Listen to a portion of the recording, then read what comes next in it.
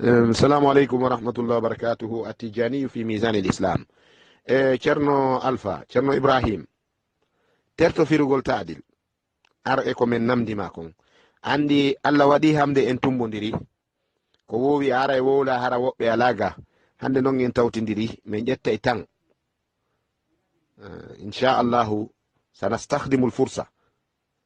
جوني الله ودي انتم مدري جابوا نمدل an a wi'i annabi sallallahu alaihi wasallam maaki o kaali wonde man ra'ani fil manami sayarani haqqan aw sayarani yaqazatan sayarani haqqan yani no hadis o ngaddiri non hiɗa andi mo fofɗo hiɗen amdi fi hadis on an a wi'i wonde menen meɗen fira ɗum ta'awilu bonɗo wonde ko yawmal qiyama joni terto ngon firo amen ɗon ɓay gonɗon ko bongo joni non ko ahmeda tijjani tun hoyɗi nelaɗo kanko tun yi'i nelaɗo fil manam karamo koɓe mon tijaniyankoɓe ceerno malik sy no kaali wonde o hoyɗi nelaɗo cheikh ahmad bamba o kaalayno wonde o hoyɗayno nelaɗo a faami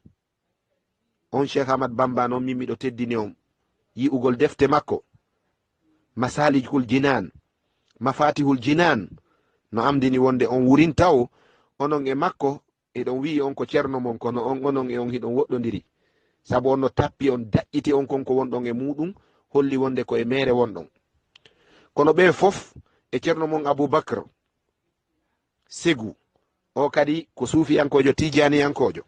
o kadi no wi'i wonde o yi'i nelaɗo sallllahu alih w sallam fil manam o yiyayno nelaɗo fil manam hatta fi zamanina haha fewdo men ɗo tigi no woodi wonɓe hoyɗude nelaɗo fil manam yarli noon ɓay ɓe hoyɗimo ka manam ɓe yi'imo ka koyɗol ɓe yi'imo kadi e yaqasa tan accu jaaboɗa ɗum hollamen ɓen min anda ka min tuugo hatta la nufsidul fursa tan bonnu occasion mo allah yaltinani en on ɓayen tummodiri e refti mi ara e ma konko wonɗa firude taadilu ɗon wonde menen mi wi taadilu ko afdalu goto yarima taadilu ko afdal kono noon istidlal taadil mo on ko afdal o yalti si a hoolaki ndarem o wi'i salatul fatihi marra wahida taadilu qira'at alquran aw tilawat alquran 6000 marra taadil si a firi ɗum ka ƴettu e gawamisji ɗin gawamis le dictionnaire ka haalaji ɗin firete ɗon taadilu en arabe ka français ko est égal en anglais ko equals to ka pular ko hino fota ala ko fira taadilu ɓuri ɗum ko hino fota ter taadilu ko hino fota joni si tawi salatul fatihi marra wahida afda yani taadilu lquran 6000 marra idan ida kanat salatu marrataini nam joni noon si tawi salatu o woni marratani aw 3 marrat aw 4 marrat haray marrataini on alaysat bi afdal min alquran ko afdal yaltoyta ɗon marra wahida on si woni taadil alquran 6000 marra marratayni on wona e afdal a faami donc yewtere moɗon onon tigi woni on nangude mi yiɗano yara ɗon min miɗo falno yar ka namde ko namdaɗa kon inchallah ɓay ko a woni défenseur jo tijjani on min saƴƴite seeɗa. Assalamu aleykum wa rahmatullah. السلام عليكم ورحمة الله وبركاته. أيوة من رآني في المنام فسيراني في اليقظة منكو قدم ما منكو حديث النبي صلى الله عليه وسلم كونوا دليل كون دليل نصدا وندي شهر مقول ɗum wona hujja min woni hujja ko gaddamma mi dalil ha laaɓi ko konngol nabi sa sallam ay hadis o hadma yara dalil o ceernaji goɗɗo a anda ɓe kalta ɗo ɓe ko almuɓe cheikh tidiane ɓe kalta ɗo ɓe ko almuɓe cheikh tidiane eyi joni taadilu mbiyatmami o sa juule annabi sallllahu alayhi wa sallam allah juulan ema laabi sappo est ce que baraji mum aɗa anndita ɗum yahata baraji mum aɗa anndita ɗum yahata ha sa juule annabi sa sallam laawol gotol allah juula ema laabi sappo alqur'ana sa janggi harfere wotere keɓata nabi sa sallam wi la aqulu alif harf mimun harf sa janggi harfere wotere keɓata ko baraji sappo sa juule annabi sa sallam laawol gotol ko allah juulata ema oɗo taarif goɗo pamata noon firtani ko haalat ɗon ko ko fondude ɗe jeri yeru gaddana kam tan hol ɓural so Allah juule jiyaɗo mum laawol laabi sappo baraji mum holto haɗata eyyi ɓural mum eyyi bisimilla an wondi ceerno ibrahim hadakallahu an yalla fewne hiɗa waɗa tawilji minen ko min faala joni ko toragol jama on men fo min potto Mouhammad Yero Cheikh Mouhammad Yero as-Salafi ange makko acci yewton seeɗa sabu hiɗa fiidude ko min fof min wonma yewde kon min accide Mouhammad Yero Salafi pet min garditara hakkude moɗon par ce que an hiɗa yoori hoore nan ko mi wi'uma kon mi innarima ceerno Aboubacar Sigu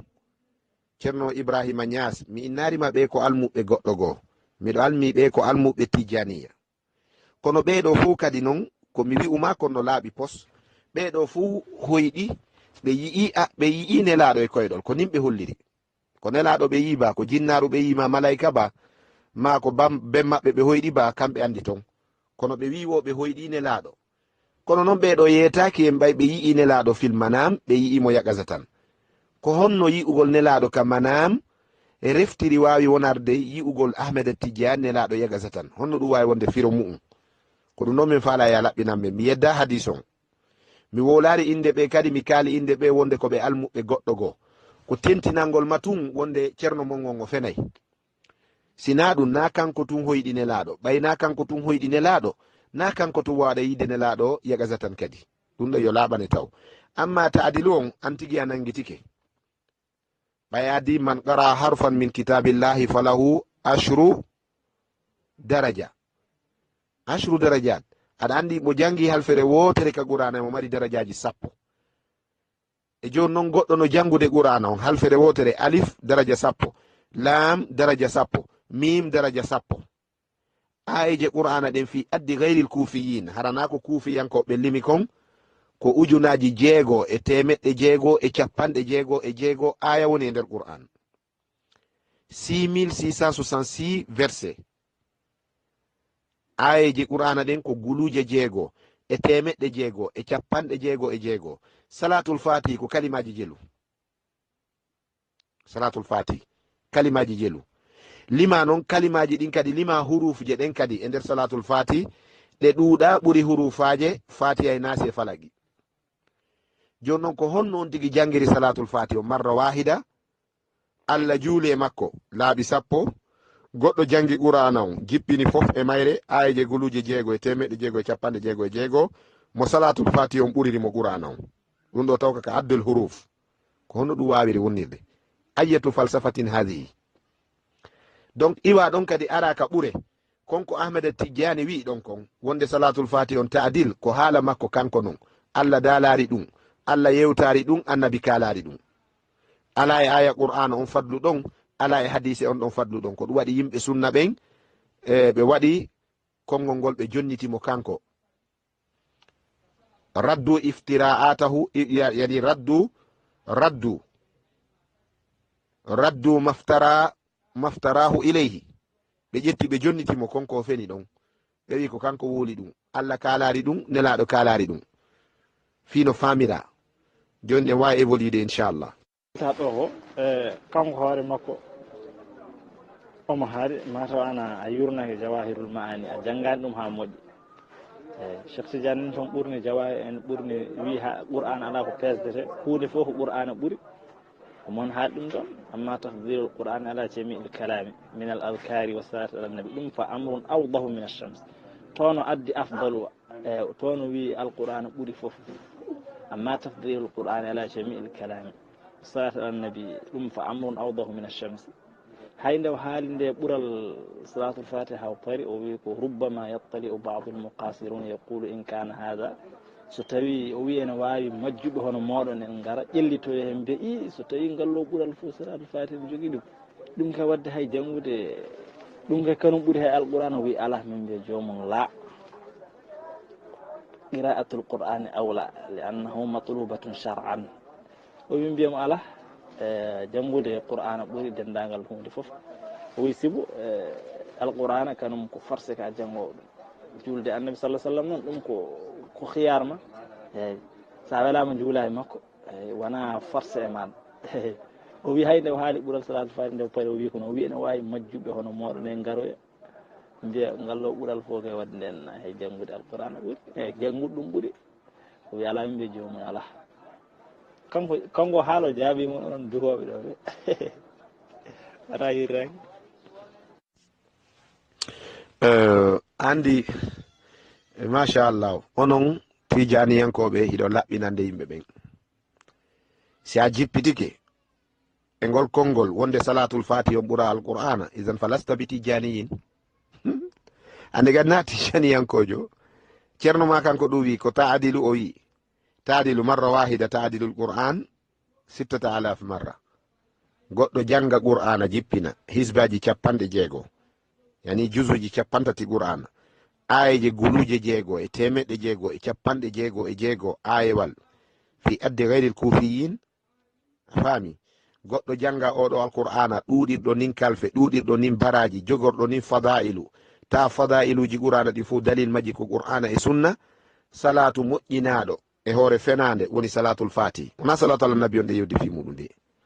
hatta salatu ala nabi hay salatu ala nabi on eɓɓidirtake e qur'ana salatu ala nabi selluɗo on ko annabijo tindini kon ko annabi kaali kon warre nin qulu allahumma salli ala muhammadin yani hadihi salat kharajat min fi almustafa muhammadin sallllahu alayhi wa sallam o salatu yaltuɗo e kara e hunduko annabi sallallah alih sallam oɗo e hoore mum annabi eɓɓindirare mo e qur'ana joni noon ko honno neɗɗo ariroyta ujunare timmude e 150 ɓawo annabi caggal annabi sallah sallam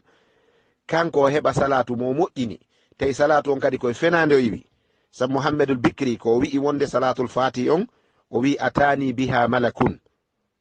ay za'ama bi annaha wahyun atani biha malakun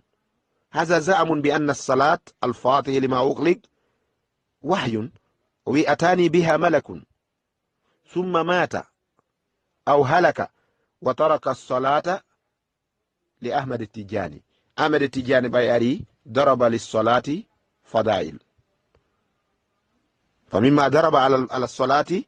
بأنها تعدل القرآن 6000 مرة كوني ونيدي أو بتايدو دون joni annabi sallallahu alaihi wasallam ko makuno kon qulu o eɓɓindirari ɗum e qur'ana o maki man salla alayya marratan sallallahu alayhi biha 10 nam mo juuli e lawol gotol allah juula e makko laaɓi 10 nde ñande nde laaɗo ko salatul fati ko mantuno ka ko salatu ala nabi salatul ibrahimiya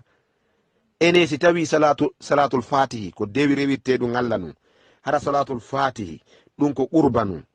tutaqarrabu biha ila allahi azza wa jalla hanno annabi sallallahu alaihi wasallam kala ɗum hanno annabi sallallahu alaihi wasallam kala ɗum a faami hanno aboubacre en kala ɗum hanno oumar kala ɗum hanno ousmane kala ɗum hanno aliyu kala ɗum hanno hasan kala ɗum hanno huseini kala ɗum heɗon ƴetta wonde aliyu no ko seydna aliya fuɗɗino salatul fati si shi ananiri on ɗum ɓe naɓa yon ka mutigoy so on feni e hoore ali heɗon andi shi accanta on ɗum nafi noon ko ɗin ɗo woni bandi sefuji ɗin donc mi arta e maɗa si tawi wi taadilu marra wahida taadil si woni mirar ko afdal wontata cheikh ibrahima ta yeddu par ce que hiɗa famude hiɗa nande hiɗa wadde tum e min miɗo yiɗi teddingol ma par ce que haysi ko a cukalel kono noon ko a hiɗa wawi defandude fenande nde anduɗa nden faami kono fof e muɗum yo laaɓane pos komin wonma wolande kon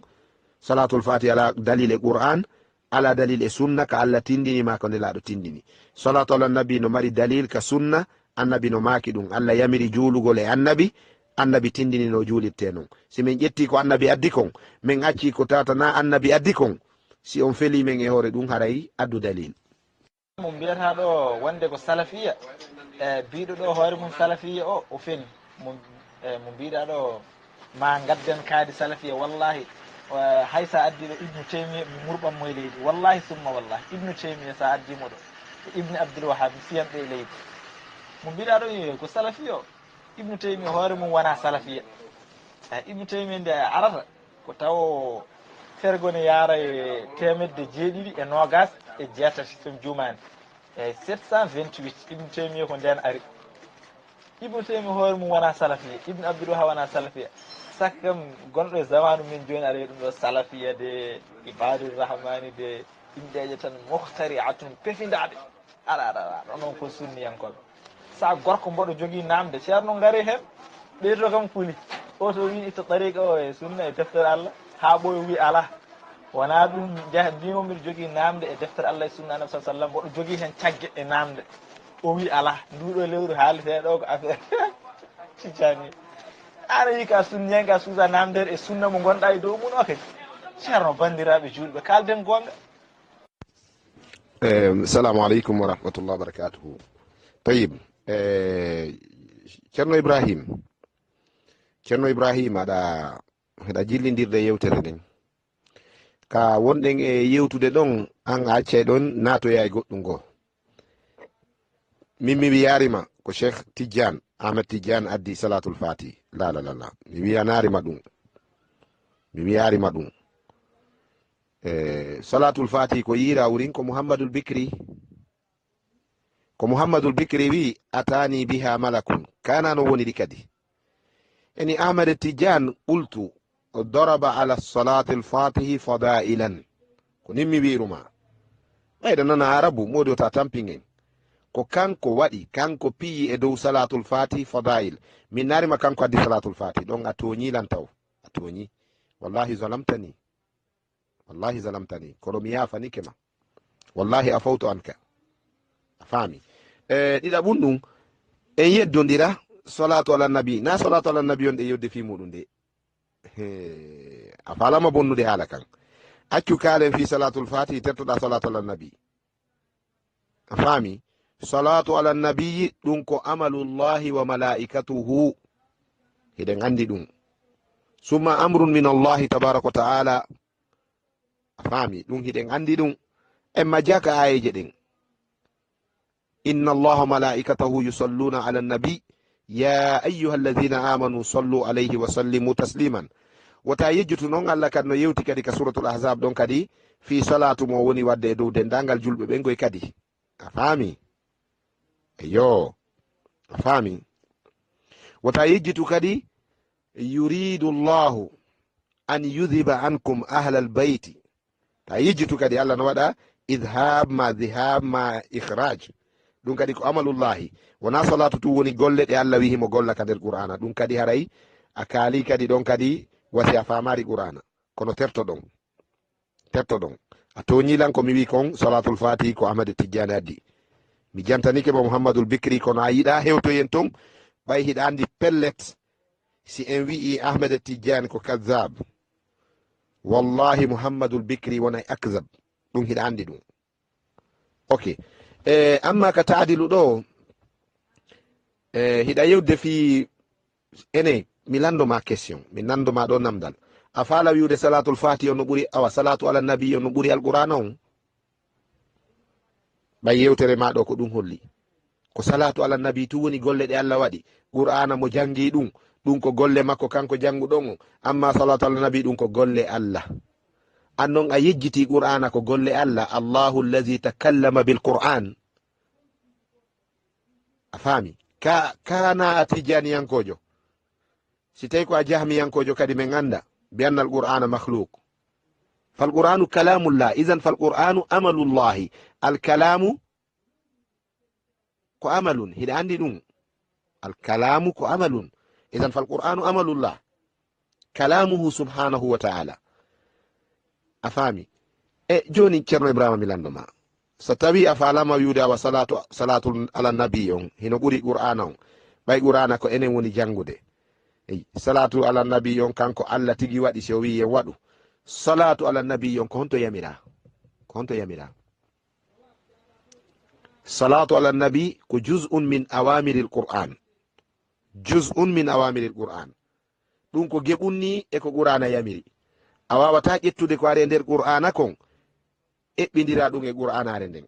a wata ƴettude hunde arde nden e nder qur'ana eɓɓidira e qur'anare nden ceerno Ibrahima mi landoma hoore ma nden e gite maɗen ko on ɗum ɓuri hoore ma nden e gite maɗen ko on ɗum ɓuri yani gite maɗen aynuka ko juz'un min rasik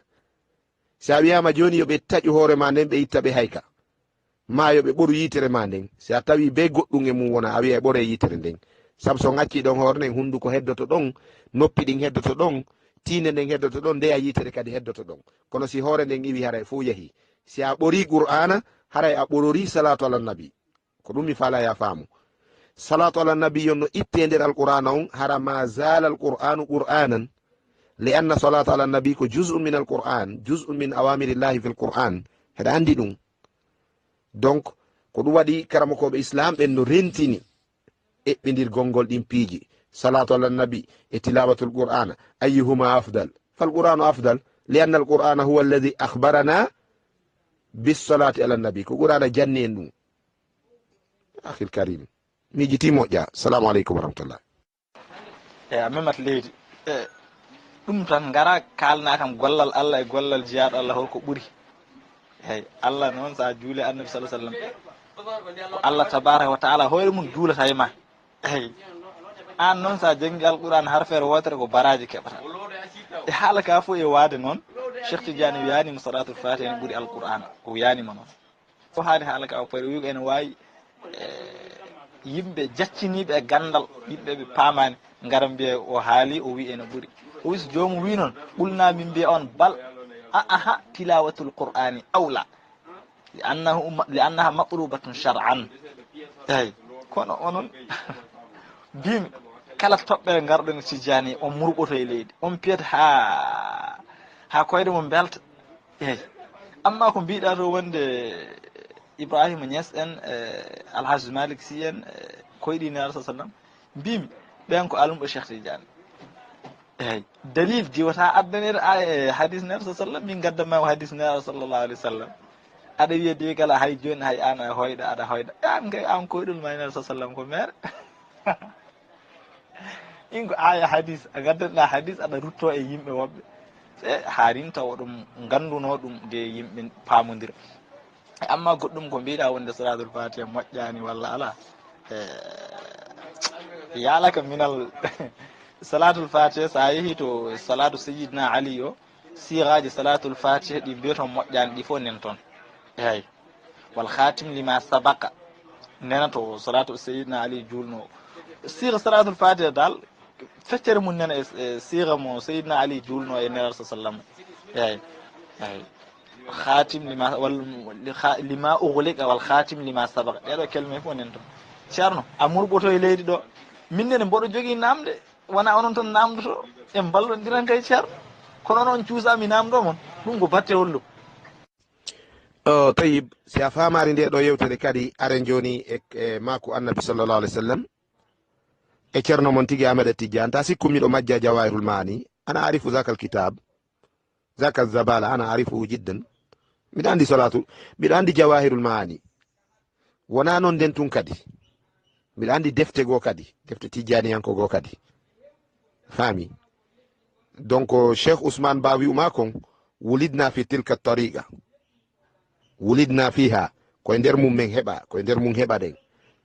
ko yi'ugol amen goonga e muyanede jaɓugol goonga waɗi men acciti ngol laawol donc naya yewtir wasik mo wonɗa yewtude on ɗo ko neɗɗo mo anda ko wonɗa wulde kon annabi sallallah sallam tigi ko honɗugo maki afdalu zicri ma huwa afdalu zicri ko tilawatul qur'an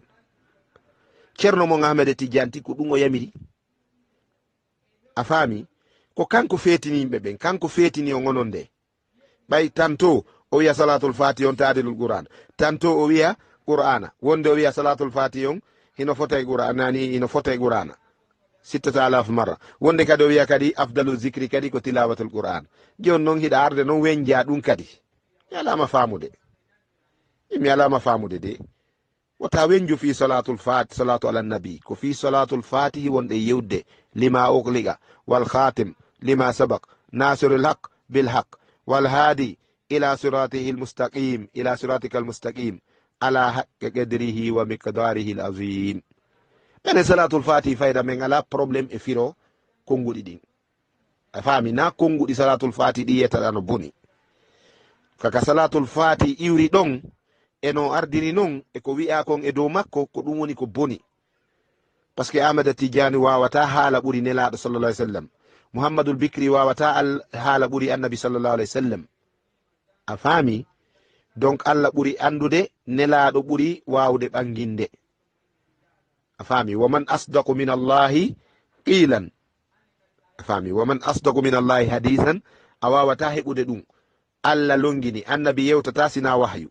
wama yantiqu anil hawa in huwa illa wahyun yuha si Allah wi inna allaha malaikatahu yusalluna ala nabi ya ayyuha allazina amanu sallu alayhi wa sallimu taslima sahaba en ari ɓe wi nelaɗo kayfa nusalli alayka nelaɗo maki qulu allahumma salli ala muhammadin wa ala ali muhammadin kama sallayta ala ibrahima wa ala ali ibrahima wa barik ala muhammadin wa ala ali muhammadin kama barakta ala ibrahima wa ala ali ibrahima innaka hamidun majid nelaɗo maki qulu wi'e ɗum ɗo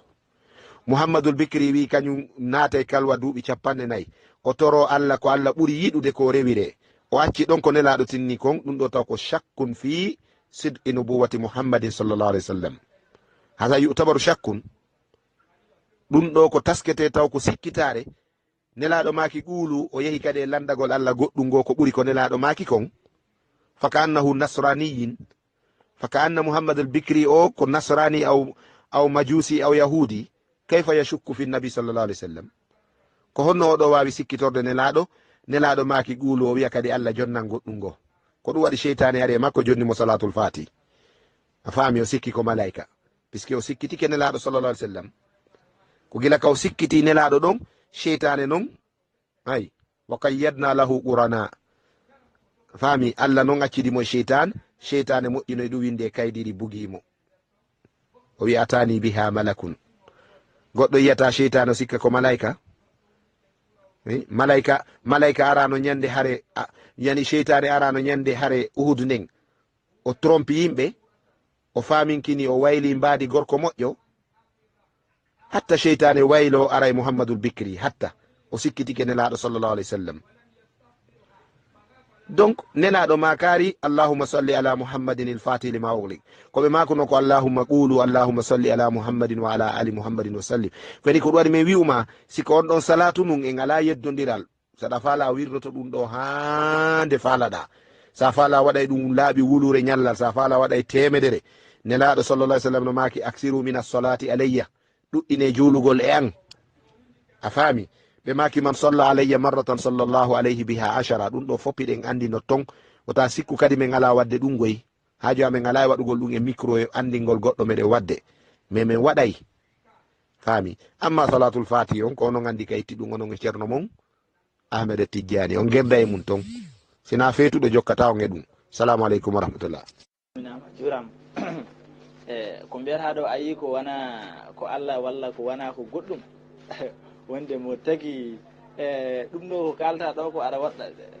ɗum ɗo isara ma o faandi ɗo ko feccude Allah wadde ɗo Allah pecce eyi ma ayi ko ala kala ko jiiɗa ɗo e aduna ko Allah tagi kala ko jiiɗa wallahu khalaqakum wama ta'malun Allah tagi mon tagi ko golloton ko wallahu khalaqakum wama ta'malun joni noon alqur'ana salatu ala nabi mbimi ɗum julɓe ɗiɗo jaadani hen wonde alqur'ana ɓuuri ko ɗum jiɗɗon ko fawde Cheikh Tidiane wonde wi ɗum ɗon ɓuuri ɗum jimmi andindemo ɗum wona gonga onon ya leyta qawmi ya'lamuna onon on ɗena ƴetti bone oɗon mbiya ɗon pawo e amen minen min mbi bone o ala e amen so tawi ko nunɗal kay ndeƴe hay sinno tawino ni ɗum ene wodno hay so tawino ene selluno minen min nodditima wonde min mbi min piɓani hay so ɗum tan wonno oɗon ponno deeƴe kono ala toon ko penale wiyama nin toon ala toon eyyi joni a jabaki namdalam ngal gollal Allah e gollal jiyaɗo Allah holko ɓuuri hen Allah golla gollal e jiyaɗo Allah golla gollal holko ɓuuri hen ko gollal Allah ngal ɓuuri walla gollal jiyaɗo ngal ɓuuri aɗa feccana kam ɗo aɗa wiya ɗo aɗa waɗa ɗo Allah pecce Allah haala mum ko ɗum ɗo ko ɗum ɗo ene yurmini tan ha maayi ko ene yurmini ha maayi modi he an déjà an mi anda ceerno Ibrahim siɗa mari haqqil wallahi a heeɓi bindi ko heɓuɗa e kono mi anda siɗa mari haqqil heɗe yewtude fi Ahmada Tidiane a yaha Ibnu Taymiya andi an a famata taw onon min wolani o ngala famde ibnu taymiya o wonari ka ahlu sunnati wal jamaa insan yuqtada bihi o wonari ɗum ibnu taymiya ka ahlu sunnati wal jamaa yu'tabar ka alimin min ulamai ddin a faami hino jange e juuɗe makko himo jangane ko hawri e sawaba fof hino ƴette gollitire so hawrari e sawaba o insinane allah tabaraka wa ta'ala li annahu insanun alimun yajtahidu yusibu wa yurja an yuhta a faami himo wawi faljude mo wawi hawrude sawaba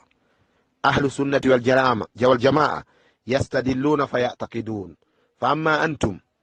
ta'taqidun wa yastadillun ولذلك لا يحرككم الدليل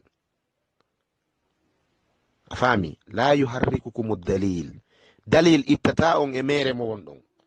في هندون on fiɓi fenade ko gonga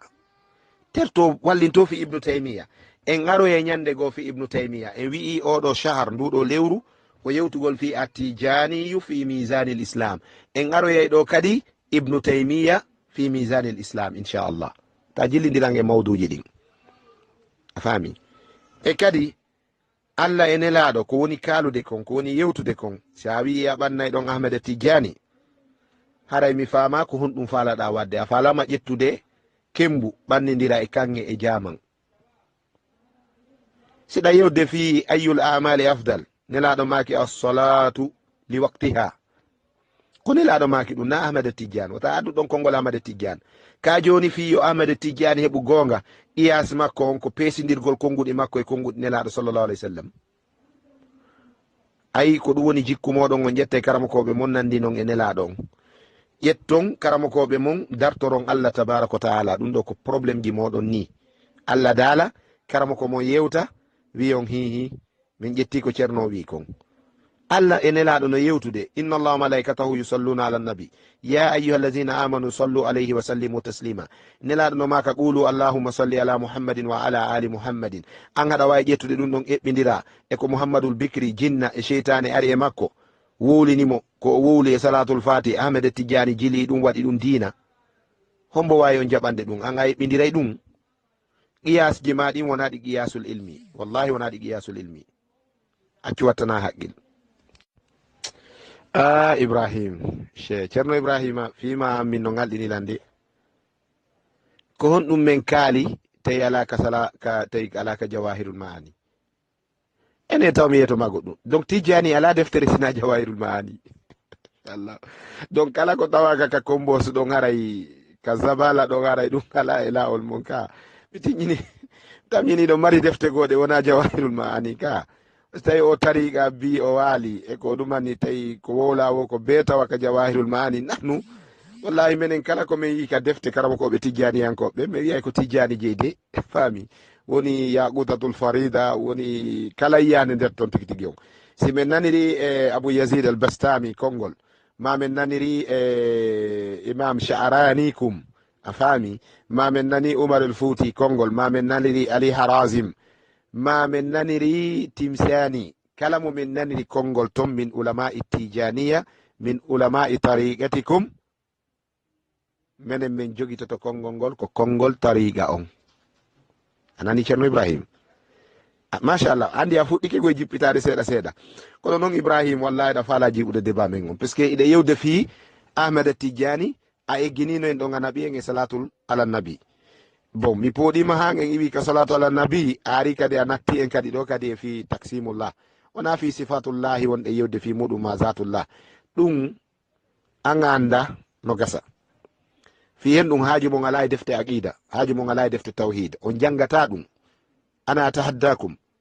addanan mali ka wonɗa ɗon koye duɗal hongal e nder mali gila kaay yaha mopti yaha segu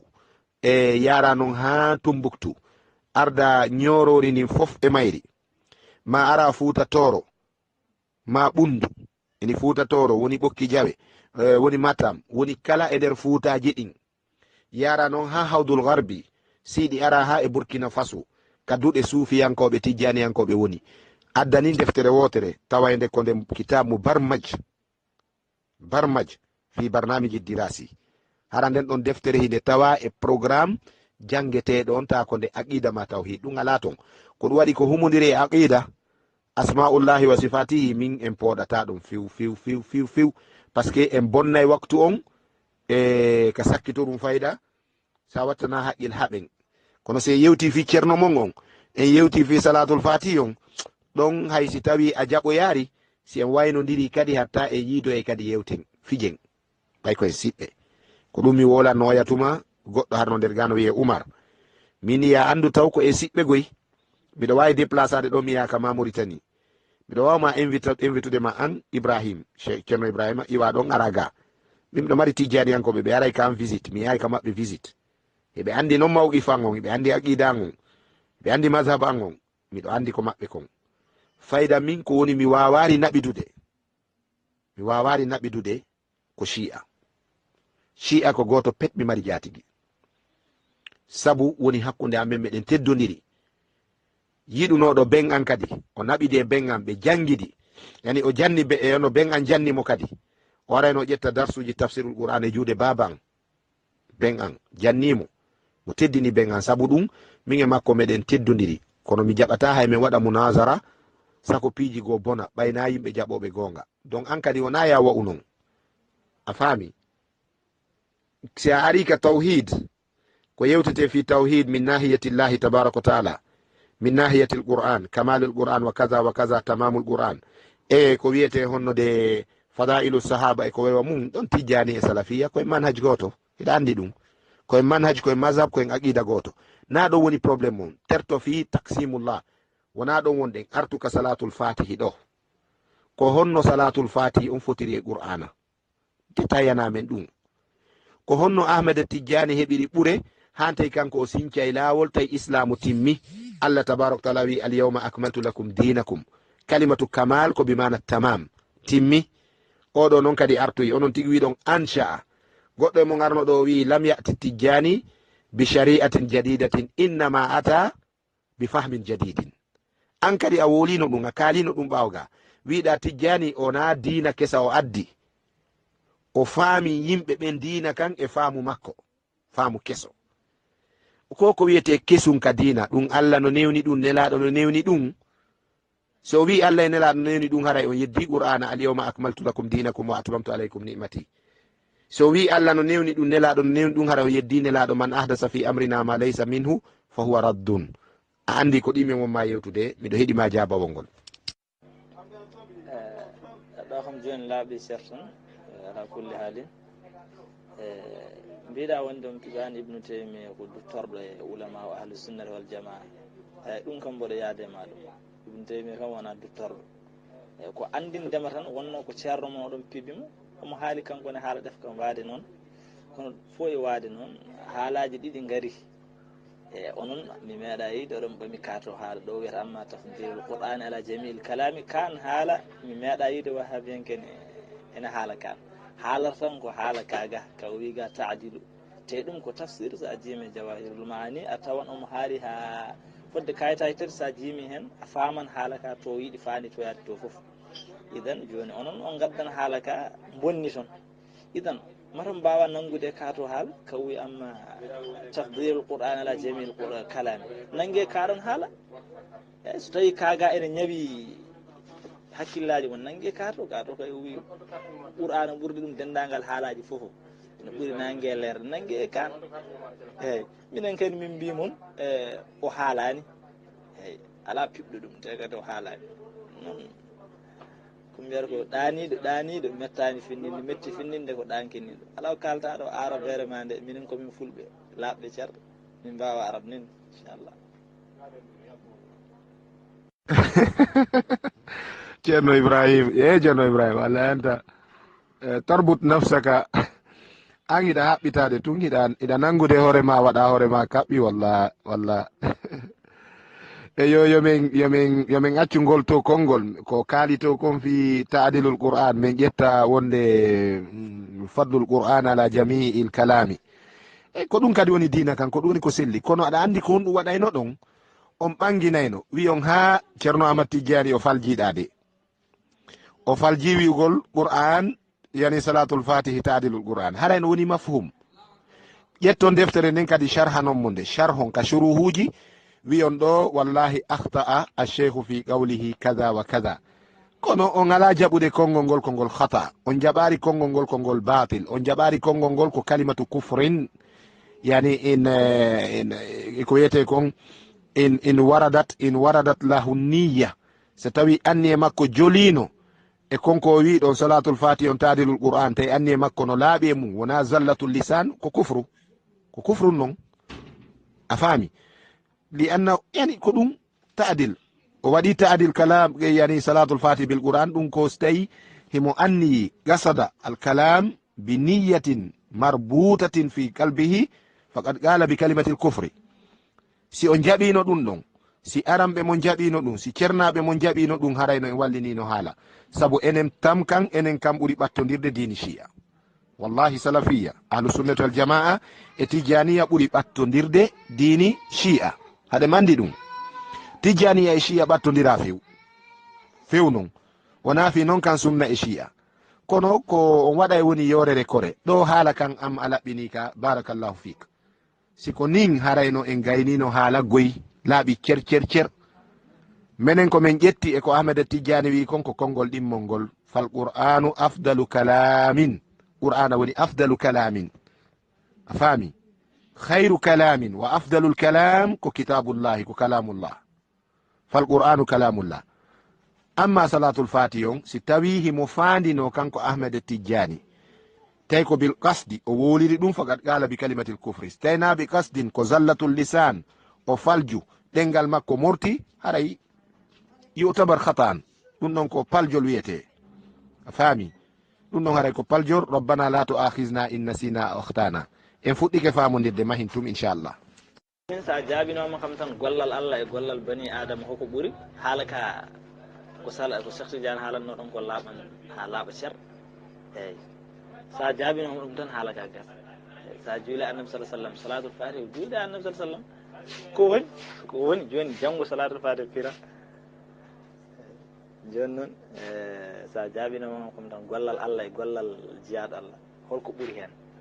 alqur'ana ko an jangganta hoorema jangga harfere wotere keeɓa baraji sappo Allah noon juula e ma laabi sappo baraji ɗiɗi holno peesodiri holko ɓuuri hen assalamu aleykum wa rahmatullah wa barakatuhu ceerno ibrahim a famari seeɗa yiltito ɓaawo seeɗa hari nanen ari ka hoore rayuwal hari nanen en fuɗɗike famodirde min mi innarima salatul fatihi goo ko ahmeda tijjani yira salatul fatihi ko ada yirede ko mouhammadul bicri mouhammadul bicri kadi kan kadi ko honɗum o wi fi salatul fatihi ko atani biha malakun yani za'ama bi anna salatul fatihi wahyun atani biha malakun ahmeda tijjani o wi nelaɗo poncammo nelaɗo sappanimo salatul fatihi yo yilto e makko irji ilayha ko ɗum mi kalannoma a faami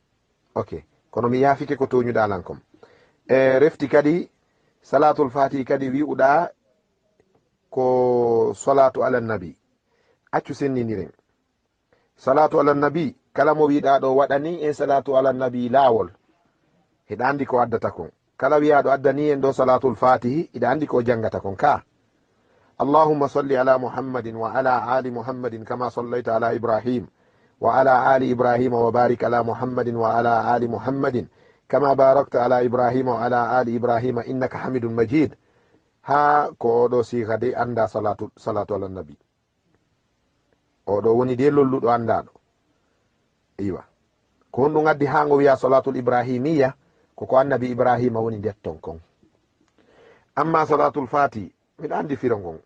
allahumma salli ala muhammad allah juulo e muhammad alfatihi lima uklik udditiraɗo ma uddituɗo udditiraɗo ma uddituɗo konko sokino wal khatumi lima sabak timminiraɗo ko adino nasirul haqqi bil haqq ƴettowo gonga wallira gonga wal haadi ila siratika al mustaqim tindinowo faade lawol ma foccingol heɗe gandi ngo firo ene ko firo salatul fatihi ngol wiyano boni ka ko ɓural addagal ngal e dow salatul fatihi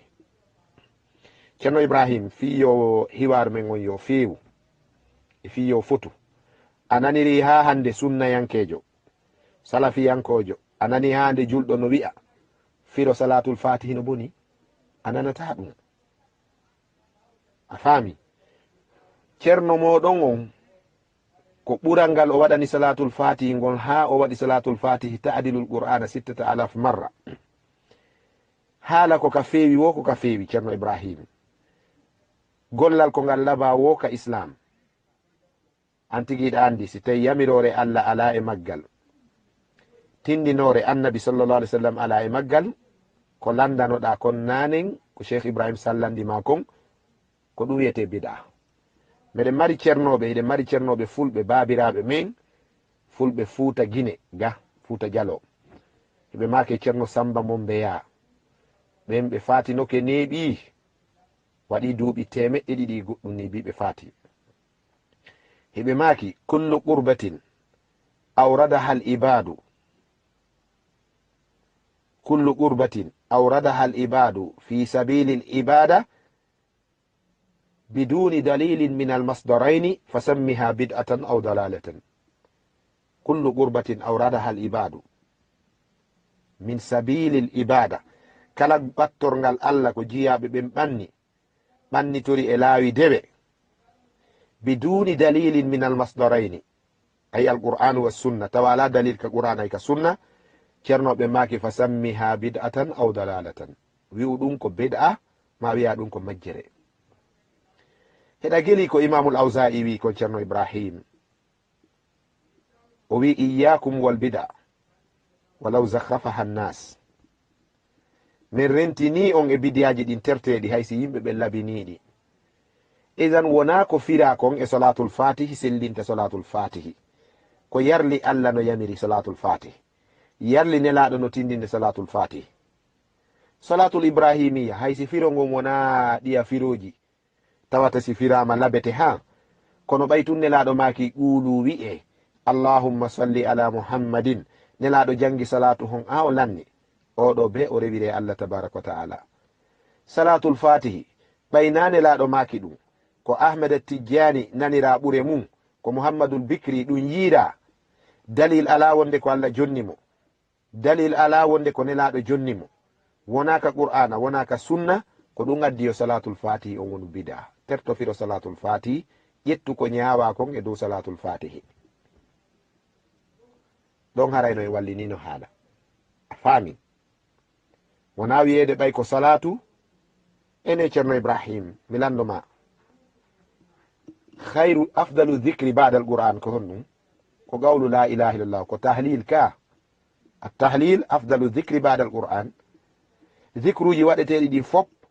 fof e muɗum ɓawo qur'ana ko la ilaha illallah ɓuri ka annabi sallallah alih w sallam maki hayru ma qultuhu ana wannabiyuna min qabli la ilaha illallah ka iɗa andi hadis on no selli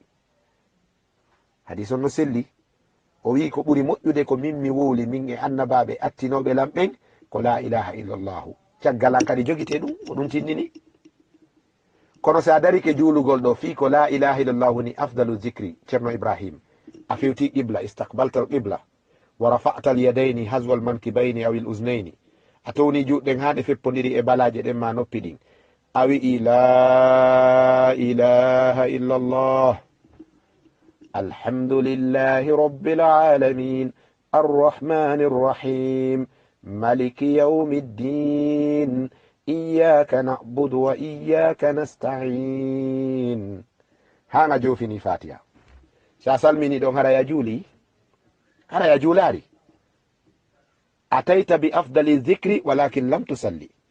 a addi ko ɓuri teddude ko ɓuri moƴƴude e zicru fof kono a juulari ko la ilaha illallah uɗitirɗa julde nden badalan min maha allahu akbar ko allahu akbar ɗum anoɗa wiwde haray ko ɗum mi falama yiltude e muɗum barakallahu fika miɗo andi goyi a jaɓay ceerno ibrahima da sattinde tun noppi yo allah fewnen assalamu aleykum wa rahmatullah aleykum salam mbaɗɗar selli machallah cheikh tidiane mo kaltaɗo on yanani khata kanko on arta e khata an woni mo famani onon jiiɗi jibde addoɓe kayitol summo amarani fuɗɗode haala kanko yanata e khata eyyi famira noon kanko ko denaɗo yanata e khata ceerno ibrahim machallah am kadi mi anda hombo jannuma diina kono jannuɗoma diina on janɗoma diine on o bonnima haqqil kin eyo ahmada tidiani ko masum ko renaɗo yanta e khata allahu akbar heɗiti o audio maɗa mo 23 seconde o a wi wonde min mi addari réponse gollal allah mi addari jawabu gollal allah e gollal neɗɗanke ko hunɗum ɓuri ceerno ibrahima an tigiɗa andi a bonni ɗon haala ko allah huuri ko ɗum no ɓuri ko bani adama huuri kon kono so a yaari ngon sengo ɗon ka salatu ala nabi allah woni juulude e annabi sallllahu alih w sallam o yamiri en enen kadi en juulu ɗon julde allah nden ene hiɗa sikkude konko allah wi ɗon inna allaha malaikatahu yusalluna ala nabi a faala wi'ude allah jooɗi o wi allahumma salli ala muhammadin allahumma salli ala muhammadin allahumma salli ala muhammadin haray ko mboni ɗon allahumma wonaɗo torede on honɗum fanduɗa e ɗum a faala wiide allah tori yo allah juulu e nelaɗo ko ɗum woni o golli machallah a yejjiti wonde allahu ɗo on ko kanko woni haaliqul fi'li on kanko tagi gollal ngal isan tagugol allah gollal ngal eɗon andi ɗon bonnirde haqqillaji yimɓe ɓen ɗum wonde allah o waɗari gollal e dow jiyaɗo sina salatu ala nabi allah memminanaki ɗum allah memminanaki juulugol e nelaɗo a faami la harfan wala harakatan inna allaha malaikatahu yusalluna ala nabi haɗa andi tafsiruje qur'ana ɗen fo yeƴƴito ɗe hooli ɗon ɗen tigi taw ko honɗum woni salatullahi ala nabi jaɓolan ɗum noon feƴƴe yeeso salatullahi ala nabi ko honɗum wa salatul malaika ala nabi ko honɗum wa salatul ibadi ala nabi ɗum ko honɗum ene kono allah juuliri e nelaɗo noon malaika juuliri kono malaika juuliri noon enen kadi juulirten jaabi gandamdal ɗon on tuman feƴƴe yeeso jaabo gandamdal ɗo ɓay on faala wiude allah immino gasa o salligi o prépari yani fi yandu allah préparanike juulugol e nelaɗo awa gollal ala ɓurgal juulugol e nelaɗo ceerno gollal ala ka hoore leydi ɗo ko jiyaɗo allah gollata ɓuri jangugol qur'an juulu waktuji ɗin jowi ko qur'ana yetima ɗum juulo e annabi sallah sallam ko qur'ana yetima ɗum moƴƴo e kawtal ko qur'ana yetima ɗum teddi nene e baba ɗoftoɗaɓe e ɗigganaɓe ko qur'ana tindinma ɗum yaw hajja ka suudu allah hormanteru ko qur'ana tindinma ɗum ittu zakka ko qur'ana tindinma ɗum waɗu jihad fi sabilillah ko qur'ana tindinma ɗum idan ma min amalin afdalu min tilawati lqur'ani wa fahmihi a heɓata ɗum ko ɓuri jangugol qur'ana e famugol ɗum nafiɗo moƴƴina hadiseje ɗe o gandaka iwri tawa ko ɗi hadiseje mawduu rubba qariul qur'ani fal qur'ani yal anhu nelaɗo meeɗari makude ɗum ɗaɓɓitu deftere mustalaha ɗen ɗaɓɓu defte mustalaha ɗen janga nelaɗo meeɗari wawlde ɗum ɗum ko hadisun mawdu'un wona hay da'ifun a faami donc salatu ala nabi on hiɗen andi ko dewal ngal allah yamiri en yen huwu akhbarana bi fi'lihi iyaha summa amarana bi fi'liha himo gollude ɗum kanko allah o yamiri en enen kadi yen waɗu kono ɗum tindina salatul fati no ɓuri jangugol qur'an qur'ana ko kalamullahi ko kayre woni nde allah yamiriri en nden yen gollude ndangal golle ɗen a wawata ƴettude gite maɗen ɓurna hoore ma nden gite ɗen koye hoore ɗen jeeya gite maɗen no wawi bonde si hoore nden no heddi ɗa mari noppi ɗa mari hunduko kono si hoore nde yahi a wolata fi teral hay gotal isan kala ko allah yamiri kon ko tere ɗe andanɗa hoore ma e misal tumbiɗe e nder hoore nden ɗum woni qur'an ɗum duwaɗa famude amma ko wiɗa kon ahmeda tijjani ko masum o faljata koye ɗengal mami ƴetti wi'uɗa awa yo min tetto salatul fatihi ta'dilul qur'an on ha min ƴetta wonde qur'ana woni afdalu kalamin wiɗa ahmeda tijjani woli fof e mum a waɗa ɓay o falju yo min ƴettu ɗum ɗa minen kam ɓooyi meɗen andi ahmeda tijjane ko goo si tawi o tewi pas be kasdin wa bi niyatin o wi'i salatul fatihi no ɓuri alqur'an ma no fota e qur'an faqad kafara billahi tabaraka wa taala o yeddi allah si tawi o falju fa min zallati lisan tu'tabar haray ɗum ko kontete ko o falju haray ko yo torane allah yalla yaafo mo minen meɗen gomɗinno ɗum gila minal bidaya min gila komi jangata gila komi holino tijaniya on ko ɗum mi jogitino min mi meeɗari yeddude ahmeda tijani woli ɗum mi meeɗari kadi jaɓande goɗɗo wiɗo o wolari ɗum komi jaɓi o wowli ɗum ko goo o tewike o wowli o woni kefero o falji o wowli o woni neɗɗo bonnuɗo faljuɗo si an noon a wi on o faljata haray a ƴettimo a naɓimo e darajatu al isma darajatu nubuwa sahabaɓe nelaɗo falji allah wi'i laqad taba allahu ala almuminina wona paljol noon aboubacre oumar e ousmane e ali afdalul ummati bada nabiyiha ɓurɓe moƴƴude e mofte ɗe mbawa annabajon ɓe falji allah yaafike ɓe an a wi'i men ahmeda tijjani faljata allahu akbar ceerno si a wi ahmeda tijjani faljata a yeddi annabi sallallah sallam annabi maki kullu bne adama khatta'un wa khayrul khatta'in attawabun ɓiɓɓe adama fof ko faljay ɗum ko ɓuri moƴƴude e faljoɓe ko tuboɓe rutto eɗa andi ittintinaka e nder on hadise ɗon indal ulama sina annaba ɓen ene laɓɓen en jangi hay ka qur'ana annabi tigi allah no wiyamo laqad kitta tarkanu ilayhim shay'an qalila a pew annabi tigi wiyama a pew an a wi ahmeda tijjani faljata ko hanɗo yewteten yallah fewne artoy batiro gasiya laaɓi ay ɗo joni won ɗo ko 1% inchallah dilnani komi cegnoɗo e courant e a salminama e juura min artoy ɗo kay toɓɓerde laaɓi cer e joni noon heddi ko duttirɗon e ko gonɗon e mum ko eyi gaccon tuumde e fefindade penale ɗum wona ko juul e inchallah so allah jaaɓi mami artoy assalamu aleykum wa rahmatullah wa barakatuh tayib ceerno ibrahima en waɗi ɗum min tigui ɗo mi joguike programme miɗo mari yahugol dars inchallah mi jaabike namde maɗen foof ɗum kan a ala famde audio ji ɗin ɓay noon pular ma e pular am hino nanodiri heɗito kadi audio ji ɗin inchallahu leer nde faalaɗa wo kadi en ar continue débat on aray en wona e muɗum min déjà ɗo wawma noddude en direct mi waɗe tanbi e fi air on inchallahu taala donc haray prépara tun jabagol ɗellande ɗon salatullahi ala nabi on ko mahiya ko honno woniri julde allah nden e dow annabi sallallah alih w sallam ko ɗum mufassiruna en yewti ka firugol ɗum salatullahi ala nabi on salatul malaika ala nabi on kadi ko honno ɗum waɗiri salatul ibad ala nabi sallallah alih w sallam assalatul mamura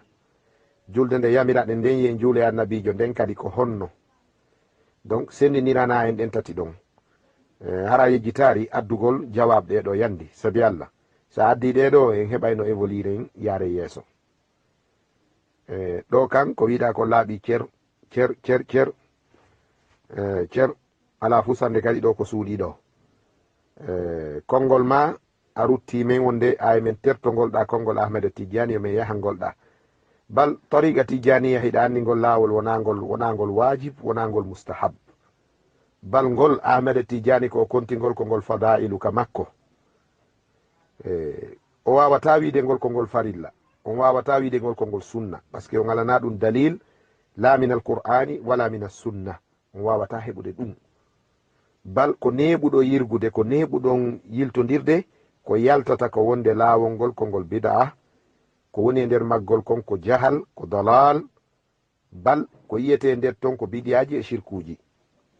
qawlan wa fi'lan ɗum ko ɗum ɗum non noon woni an wo woni goɗɗo gowo kala faalaɗo ɗum majmua on fal babu maftu on tigi no wawi natude aray débaji ɗi waɗe sifano yewtirɗen ɗo nin hande ɗum ɗo no ɓuuri ko arata wowla hara goto ala ga kon min ara menen kadi min wowla e hoore ma min waɗe raddu ma yimɓe ƴetta ɗo audio naɓa e majmu'at ji goto wiyano yaade waɗa ɗi raddu yo fof yewte ɗo fof yo wowle ɗo kaalen ɗo fof heeɗiɓe ɗo ɓen faama on tuman si admin ɓe ɓen newni audio ji ɗin ƴette noon ɗi sakite si ɓe newnari kadi ɗi wona nder ga tum ɗum fof no jeeya e ko wiyete nisam al ilmi on noon ko si goɗɗo jangiri nisam so wawa hutorde nisam andi ɗe gandi no woɓɓe jangiri noon janggay ɗon ha yulo haray dartinaka e nde wotere a faami naafi no wiya amen mandinanima ko ɗum ɗo woni toɓɓe ma eno ɗo kaydi hun seede a jangi ma fi nisam donc ko ɗum woni tampindimi ɓen haray ceerno ibrahima jarama juurike ma mi ñaganike ma yo allah fewne yo allah itte tijjaniya adde sunna aray koye hoore ɗum wonde inchallah en artu e kala nde wonɗa près e mani to tum mawdu on ko a tijaniyu wa salatul fati en ala eggude ɗi taw si laaɓi cercer siɗa faala on tuman noon addano en kadi goɗɗum ngo ko yewten haray gila ɗo hedditiɓe fop auditeur ɓe ɓen e wonɓe ɓen ka nder majmua ga fop no newnana joni ɓe naatu ɓe waɗa intervention en yewti sifa nde ɗo yewtere haray ko honɗum jama on faami e muɗum talikatji ɗi yo ɗi aru miɗo wiya cheikh oumar thiam e abou anas haray naate invite on jama on yoɓe aru ɓe adda commentaire ji ɗin e bange yeru koko yewta ɗo maga fahimna inchallah heɓen noon no évaluer en eɓen noon no yarden yeeso inchallah salamu aleykum wa rahmatullah